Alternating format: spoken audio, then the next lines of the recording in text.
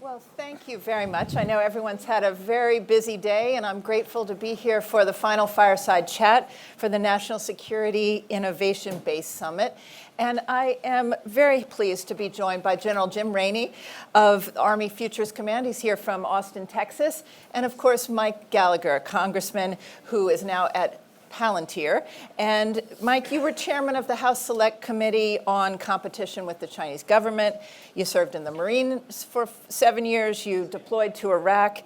And then you moved to the real war zone, Washington, D.C. And when you were in Congress, you were said to be the fastest man in Congress. This is true. This is true. You were a runner, right? If Tom Cotton's watching Where's somewhere. Tom? Yeah. All right. So speed is something that we've been talking about. Speed is the word of the day. And last night we heard the president talking about how he wants a quick end to the Ukraine war. He announced setting up a shipbuilding office at the White House because shipbuilding is going too slowly. And then China responded to his tariffs this morning saying, if war is what the U.S. wants, whether it's a tariff war, a trade war, or any other type of war, we are ready to fight until the end. So I want to start by asking you both, can the Pentagon be run like a Silicon Valley startup? What does it mean to go full founders mode?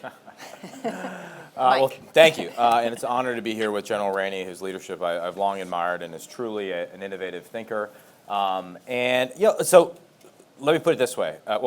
Founders mode, for those who don't spend all day like reading Paul Graham's blog, is like a maniacal level to fixing the hardest problem at every level of organization in Silicon Valley speak. I like to think of it in a different sense. The true founders mode would be like founders and framers of America mode, which is how do you get things done in a constitutional and practical sense, given that we have separation of power in the government. And I think that actually relates to your question about DOGE, because I'm actually quite supportive and enthusiastic about the DOGE efforts. They're much needed. For those of you who don't think there's waste in the Defense Department, I mean, in real terms, we're spending more money than we were spending during the Reagan buildup. We have 1 million fewer active duty service members. We've increased the biggest branch of the military, which is not the Army, it's the civilians. The acquisition workforce is about the size of the United States Marine Corps. The DoD owns a property book worth $900 billion, all 50 states, 7 territories, 40 countries. It costs $30 billion to maintain. DoD itself says it's 20% in excess capacity. So there's a ton of waste. It's hard to get rid of it immediately and realize the savings. But the overall move, I think, like the founders mode approach to the Defense Department that the most dominant branch of government, theoretically, Congress could get behind, is a gradual automating and reduction of the tail in order to reinvest in the tooth. And I think that will give you an increase in lethality even at the same time you're trying to cut waste and find efficiencies. Very hard to do in practice because it requires constant communication to the public, to Congress, and it requires presidential level support. And past efforts of reform tend to break down because they didn't have that consistent presidential prioritization and backing of the Secretary of Defense and his team, and ultimate buy-in from the uniformed military. General Rainey, what do you see that's broken in terms of this procurement acquisition? Why is Army Futures Command so important right now?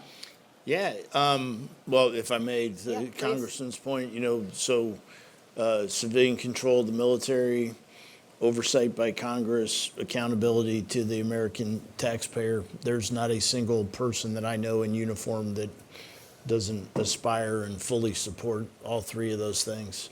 But we have to go faster, and we're not going faster. So I'm optimistic about trying different approaches to go faster, because what we really want to do is deter a war with, I believe we would prevail in, but nobody's going to win that kind of war. So it's about deterring people that wish us harm, and then if they choose to fight, being able to absolutely dominate them. So to do that, we got to pick up the pace. To answer your question on the acquisition reform, I am fully, I'm all in favor of any reform of the acquisition process. The 4JAX, I'm pretty optimistic and excited about that. For example, I just read a really good detailed analysis of what we should do to reform acquisition. It basically said, knock down bureaucracy, more money, partner better with industry, upskill the acquisition workforce. Great, detailed, written by a guy named Packard in 1986. So we have this problem. I would offer we have this problem surrounded. Everybody knows that we got the money we got. I personally think we have the authorities from Congress that we need.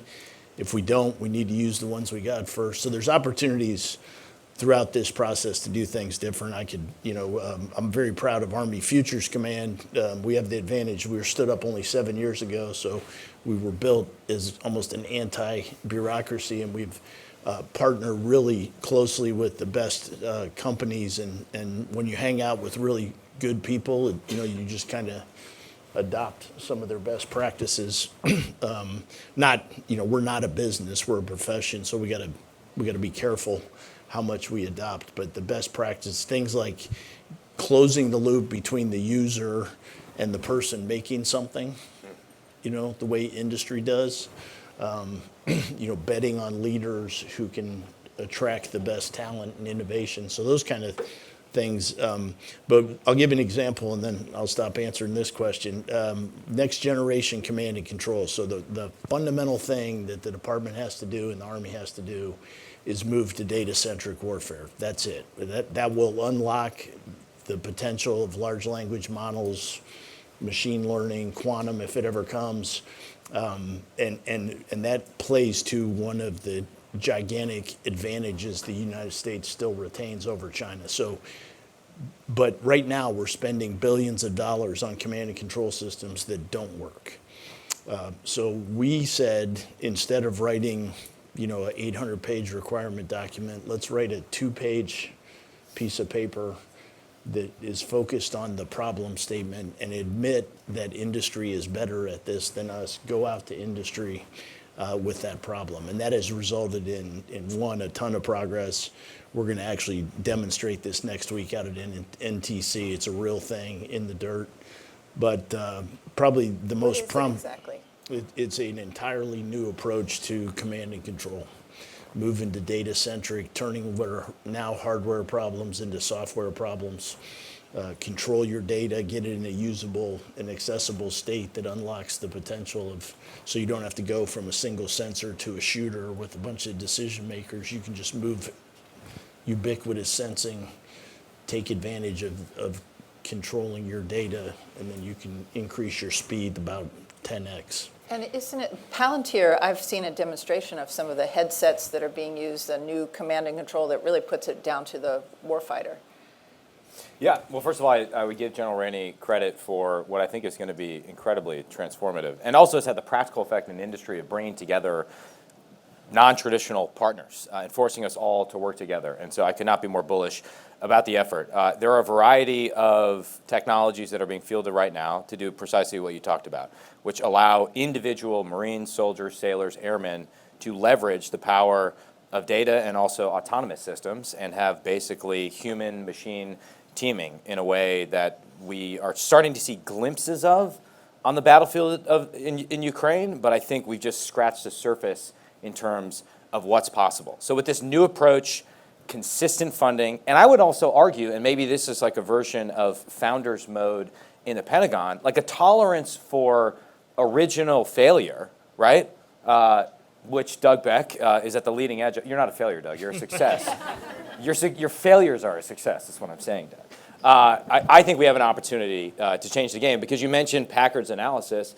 I mean, 1986, great year. I was 2 years old. Like most of the weapons we're still relying on, the platforms we're relying on today were built during the Reagan buildup. It just takes too long. When the system produces a truly novel capability in 21 years, you've already lost, right? When you produce incremental improvements in 15 years, you've already lost. When you're just like 7 years is the minimum to even begin fielding a new technology, we don't have 7 years, right? We have to take the Chinese Communist Party seriously when they say they may launch an invasion of Taiwan in 2027. That's the biggest mistake we've made, like philosophically, ideologically, is our mirror imaging and are unwilling to sort of take our enemies seriously when they say they're going to do a thing, even if that thing seems outlandish from a Western U.S. perspective.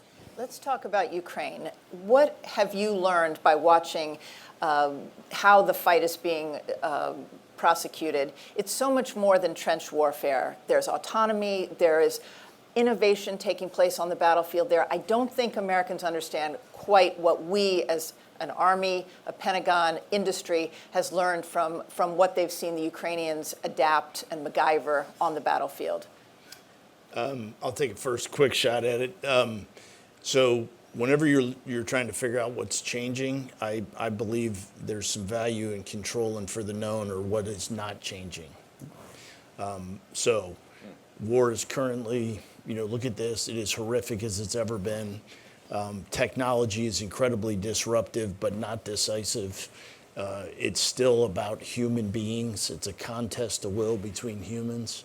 I'm a joint guy, not advocating for one branch, but it appears that humans insist on living on the land. Therefore, the land, at least, for a while still is going to remain decisive I'm not sure Elon in the agrees, world. Well, Classic Army bias. but I just joined, land forces got Marines, soft brothers. But yeah, so what's not changing is important. At the same time, you got to be, this is the biggest disruption in warfare since, before World War II. So last time things were this crazy, people were inventing airplanes, radios, combustion engines, and even then you just kind of had to figure it out once and then you were good. Even if you figure out what's happening, it's just this perpetual cycle of disruption. Incredibly impressed by the Ukrainians' ability to innovate, reorganize, adapt. The evolution back and forth with unmanned aerial systems, for example, is down to 2 weeks when somebody tries something and somebody else. It kind of reminds me of an earlier experience I had where we were really struggling with the counter-IED fight in Iraq and Afghanistan, where the enemy would adapt and we'd come up with a solution. So I think that's just going to be a perpetual state. Some of the really big ones is the convergence of offense and defensive fires. You're not going to have the luxury of having air defense systems and artillery systems. You got to move those together to keep up. The almost crippling effects of electronic warfare. So while I'm very bullish on high-tech solutions, we got to be clear-eyed, and there's going to be times where you're going to be fighting the way we used to because you can't talk or you can't fly your UAV. The biggest one to me is the disruption of the land domain by technology finally getting to the point where it can deal with the laws of physics. So if you go back to 1999, 2000, when large UAVs came on scene and basically disrupted the entire Air Force, the Army intelligence community had to go through a major evolution.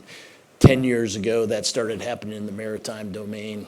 What is really the UAV phenomenon is already happening on the ground, and whoever figures out not replacing humans with machines, but the army that figures out how to optimize the two correctly, offload risk onto machines, but more importantly, optimize our phenomenal men and women for things that machines will never do. So that's kind of what's keeping me awake these days. Mike, what do you see as the revolution in warfare that's happening in the Ukraine battlefield, and what role is Palantir playing over there? Well, I would say, it is kind of to the general's point, it's Dickensian, right? It's the best of times, it's the worst of times. On the one hand, when Ukraine is going through 10 years worth of munitions in 10 weeks, and the Russians are firing 17 million rounds, the future of war looks a lot like the past, right?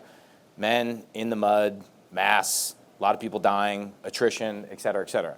On the other hand, when the Ukrainians sunk the Moskva using, allegedly cueing from Turkish drones and 2 Neptune missiles, granted, this is a guided missile cruiser that wasn't using its fire defense system, and there's a lot of ineptitude in terms of the basic seamanship, but still, I do think something fundamentally changed in that moment. If I had to describe it, I would say a movement away from platform-centric warfare, right? The war has placed a premium on anti-ship missiles over ships, anti-air systems over aircraft, anti-tank systems, Javelin, over tanks themselves.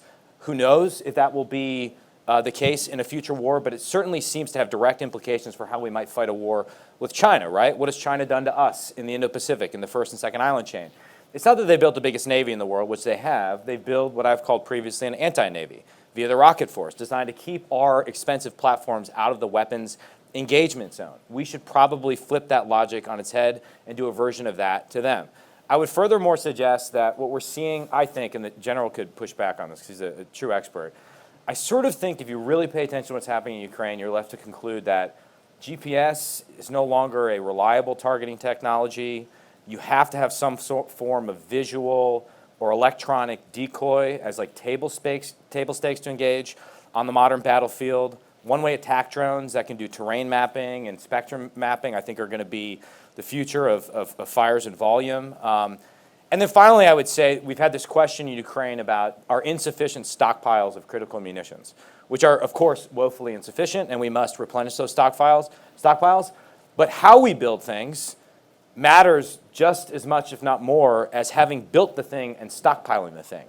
Our ability to rapidly scale up on a short period of time could have as much deterrent effect in a future war as having 200 LRASMs pre-positioned in like a containerized system in the Indo-Pacific, for example. Yeah, just to build, and I don't disagree. So most of my military career, I was, when we were fighting, a commander really had to pick between precision and mass. So 155 round, dumb one, $5,000 US. Exquisite, Patriot missile, 3.4 million. I could go on Tomahawk, which is an awesome. We invented back in the 80s, still awesome. It's just too expensive. So we were confronted with, the U.S. Army should have both. I mean, there is a case where you want exquisite capability, but anything that's not cheap in mass or exquisite and worth the cost, it's the 80% of stuff that's in between that is needed. Right. So what's happening is UAV technology and others are creating a unique opportunity where commanders don't need to pick. What the Ukrainians have figured out, and the Russians also, and I'm sure other enemies, is you can get very precise targeting using UAVs and the systems that Mike was talking about at a pretty low cost.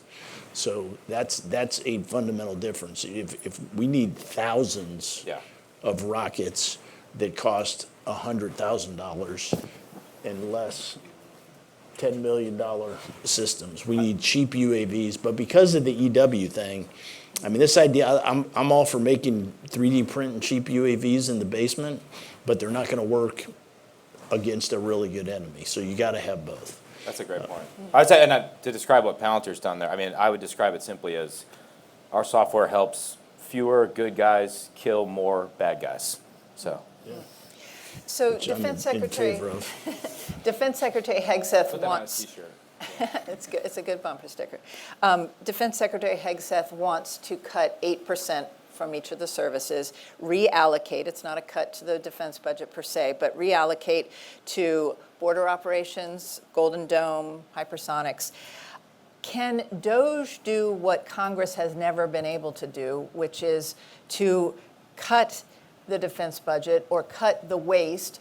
And how do you avoid falling into the sequestration trap, where you just smash something and then it takes years to get your readiness back up because you've just cut with a blunt force? I would say not without the eventual buy-in and participation of Congress, which is the point I tried to inelegantly make before, right? Because even DOGE can play an incredibly constructive and quick role right now in terms of highlighting waste and inefficiency.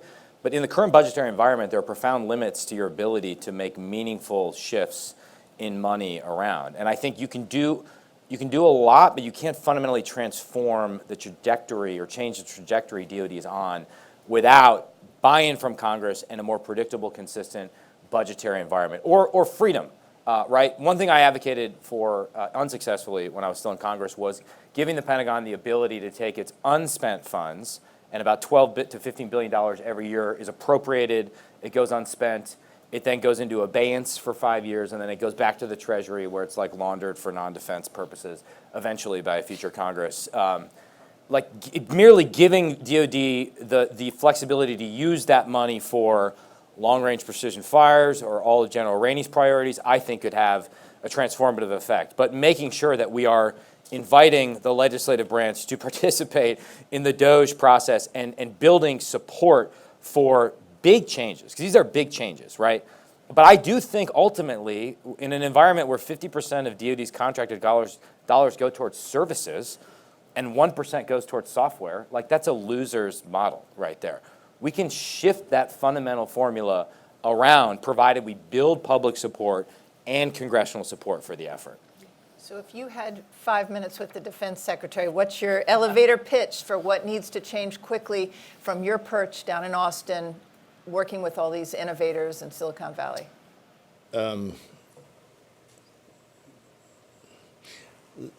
Well, that's kind of a hypothetical question. What I would say is, if I could do, to the money thing, I'll take more money, but we got a lot of money. And, I got a daughter who teaches 8th grade English, got 30 kids and 20 textbooks. So that's a bigger national security problem. So we have money in the Army.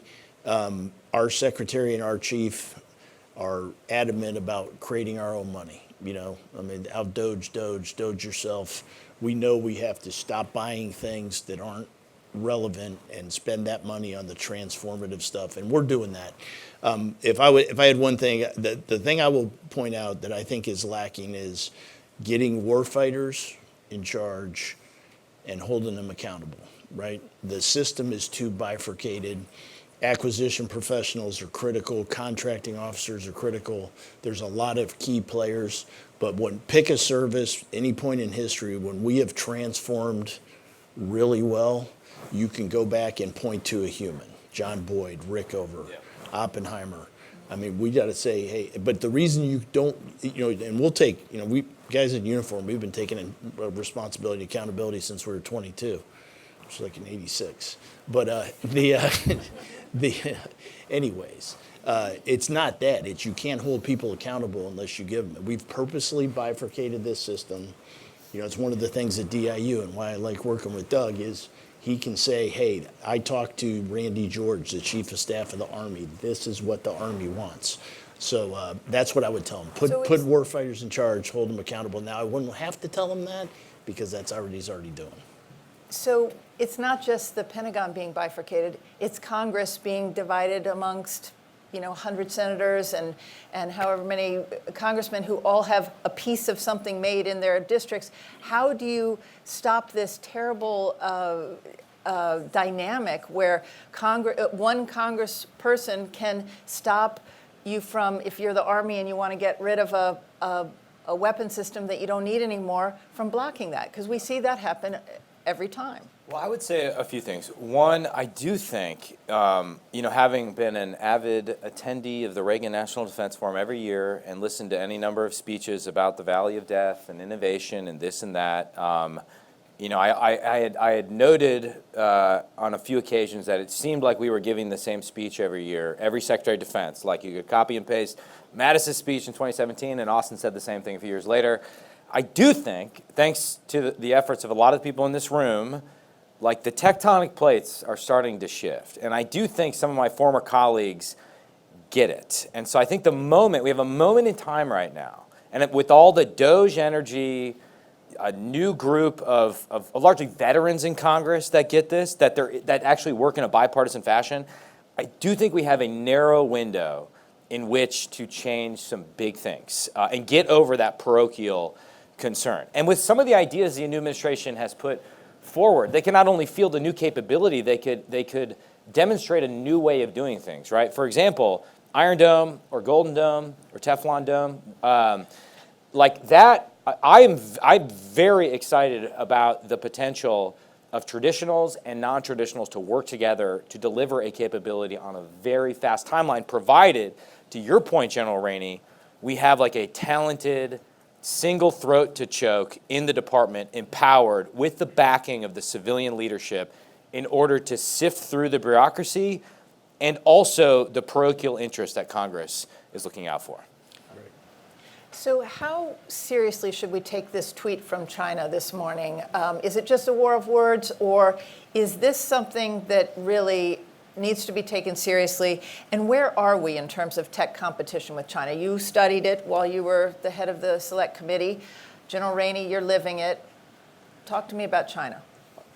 Just quickly, I'd say my entire 8 years in Congress could be like, I mean, this is kind of depressing to admit, summarized as China is preparing for war with America, and we're not taking it seriously. So yes, we should be concerned, right? I think, and honestly, the arguments against that go something like, well, Xi Jinping's economy is in terrible shape. You know, if he did something as stupid as invading Taiwan, I mean, he and his people would suffer enormous economic consequences. He'd lose tens of thousands. First of all, like in a Marxist-Leninist system, they are much less sensitive to casualties and pain than in a republic such as ours. Second of all, consider reversing the causality, right? Which is that Xi Jinping's economy sucks because he is trying to sanction-proof his economy and prepare it for the pain that will ensue if he goes to war with America, right? Again, it's a form of mirror imaging that clouds our analysis. So I think we should take all of this seriously, but the single best thing we can do is not like a tweet or a démarche or any other sort of nifty new program. It is to rearm as rapidly as possible.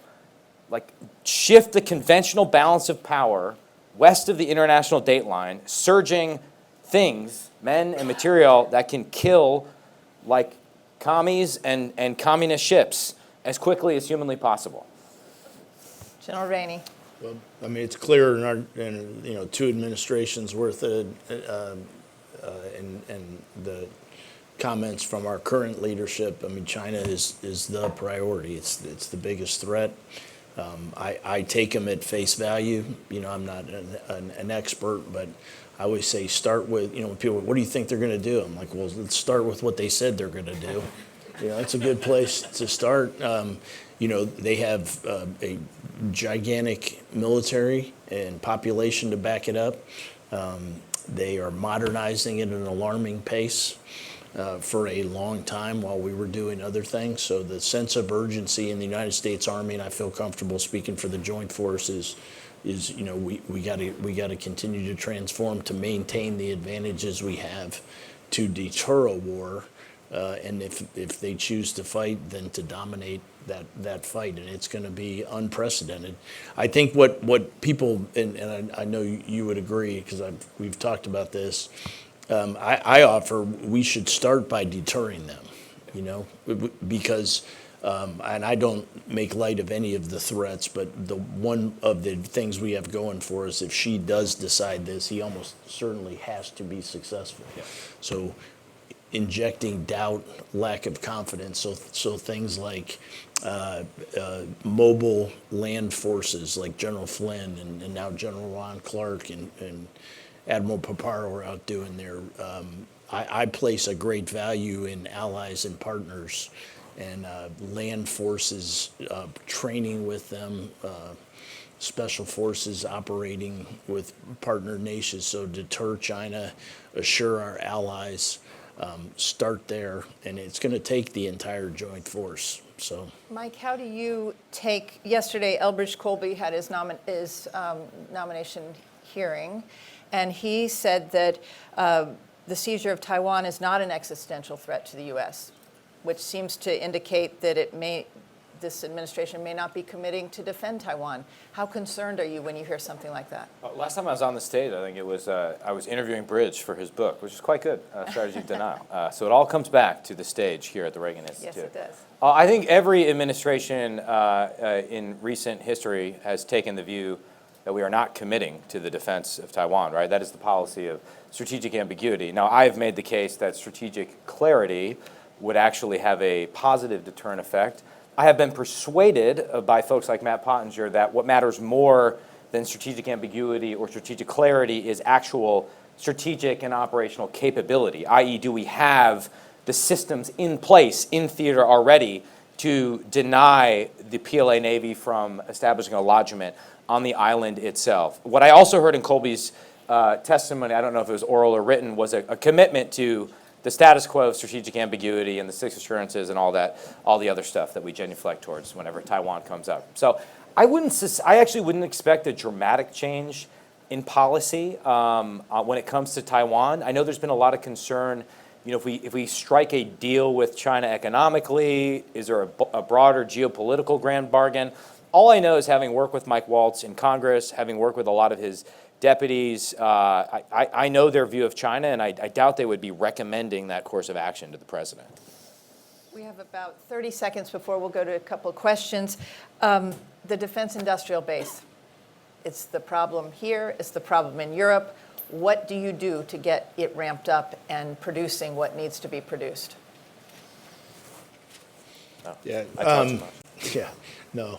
I don't like the term defense industrial base. I prefer American industrial base. I think, Freedom's Forged is a great book. I love it. I'm a history guy. Clearly, things are a little bit different now, but the idea that before the war starts, mobilizing the innovation, capitalism, manufacturing potential of the United States, I think that's something we ought to treat with the same level of urgency as we are defending the homeland and countering China and dealing with, the other 6 inconvenient crises going around the world at any given time. So I'm all in favor, but I, it's not going to be the Fords and the RCAs and the General Mills. I think this emergent, these tech primes, whatever we're going to call, I think those companies and the primes and people that are making things other than war materials right now are all going to be part of the solution. It's going to take leadership. It's going to take a little bit of patriotism. Just 3 quick observations. You mentioned the IVAS system, whatever the next generation IVAS looks like. That's not just a tool for a soldier on a battlefield. That's a tool for a worker in a shipyard, right? And also a tool for upskilling workers, right? Who can use such a system to train in the moment and do things that weren't possible in an old industrial manufacturing environment. Point 2 would be software-defined manufacturing. I think has the potential to completely unlock a lot of the American industrial-based constraints we face right now. But third, and again, putting on my old, washed-up congressman hat, I do think, because industry will always point to Congress and DOD and say, well, the demand signal's not consistent. We can't invest in workforce and facilitization because you're operating under CR. I mean, let's just remove that excuse by having a predictable, coherent budgetary process, and then you can force industry to deliver and have many more energetics facilities, weapons facilities, munitions facilities, et cetera, et cetera. So I think it's a really exciting time for the American industrial base right now if you leverage next generation technology to fundamentally change an old industrial problem. I'm cognizant of the time and that drinks are next, so if we have time for one question. I'll take a beer. Go ahead, please. I think y'all really focused on technology and what it could do. My question is more on the will of the American people and Taiwanese people. If war were to come, we can have all the great tech in the world on the front lines, but if we're not willing to mobilize, where do you think the American people sit on defending Taiwan, or the Taiwanese people themselves? Well, I would echo what General Rainey said earlier in the panel about the human dimension of war, and though the character of war may change, its fundamental nature will not. So I think your question gets right at that.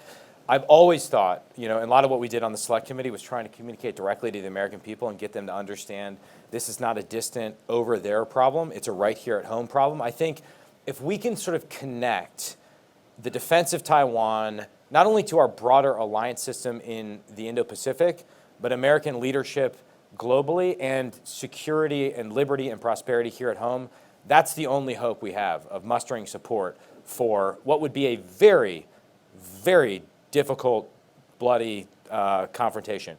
But again, to echo the point the General made earlier, better to deter it than having to deal with that process, right? An ounce of deterrence is worth a pound of war. Deterrence may be hard, but war is hell. General Rainey, I'll give you the last word. Yeah, just to that question, I think our enemies would be making a big mistake if they question the will of the American populace to come together under an existential threat to our country. They should read their history. There's a lot of things we don't like to do, but sometimes we send the military to war. But when this country goes to war, I would not underestimate the ability of the American people to come together. You know, we'll have a 12 September moment if somebody messes with us in any way, I have more optimism in young people than concerns. And, you know, I think you could pick a generation after generation that when challenged in an existential way, the American men and women will be there. Which is a good segue. The one thing, a lot of important people here, and you're taking your time to be here. I try and end when I talk. If you remember anything I said, remember everything he said. If you remember anything I said, 2 words, inspire and hire. Inspire and hire, please. And we have to inspire young men and women to serve. That is why we are the greatest country in the world. And when I say serve, you know, I get paid. I mean, I've made a living and had a great life doing the same, something I've wanted to do since I was 8 years old. You know, don't worry about us. But my daughter, who's a public school teacher, the men and women who are first responders, medical, just encourage, volunteer, coach youth soccer. We have to get young people buying into the idea that doing something with your life bigger than you. And, you know, if you're in that top couple percent and want to put on a uniform, we're hiring. The bigger thing is hire veterans, hire Army spouses. Never miss up a chance to do something for an Army kid, because the amount of sacrifice that veterans and Army families are going through is unimaginable and if you are fortunate enough to be in a position to influence young people or hire what is essentially a national treasure, I would just ask you to kind of think, inspire and hire. God bless you. That's great. Thank you very much to my panel and to our wonderful audience.